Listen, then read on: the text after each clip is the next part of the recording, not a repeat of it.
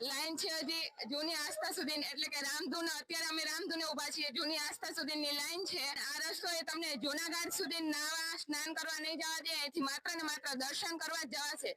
સામાન લેવા કે ચંપલ પહેરવા કે ક્યાંય અહીંથી નહીં જવા દે તમને. અને કોઈ માહિતી આપી નથી કે કયા રોડે જવાનું, કોઈ મેપ નથી રાખેલો. જો તમને એમ હશે કે અમે અહીંયા ઉભેલા કર્મચારીને એમ પૂછી લેશું કે ક્યાંથી જવું, તો અહીંયા આવેલા જે સુરક્ષા કર્મચારી છે ને એ બહારના છે. જૂનો ગોમતી ઘાટ કે નવો ગોમતી ઘાટ કયો છે એ પણ એમને નહીં ખબર હોય. રસ્તા દેખાડવા તો બહુ દૂરની વાત છે. આવી નાની નાની શેરીઓમાંથી માણસો ગોટે ચડ્યા છે, કેમ કે રસ્તાઓ ખબર નથી. પ્રશાસન શું કર્યું ખબર નથી. એક જાતની કોઈ વ્યવસ્થા નહીં, નહીં પાણીની વ્યવસ્થા, નહીં કોઈ જાણકારી, ના કોઈ માહિતી.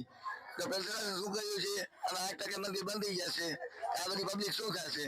હજી આ એક લાઈન ઓળી છે તો 8 થી 9 1 કલાક મંદિર બંધ રહેશે તો પબ્લિક નું શું હાલત થાય? પછી 1 કલાકમાં લાઈન થોડી લાંબી થશે. અત્યારે એમજી રોડ સુધી પહોંચી છે, ભાઈ એનાથી આગળ ક્યાં આવતી જશે કોઈને આઈડિયો નથી. જય દ્વારકાધીશ.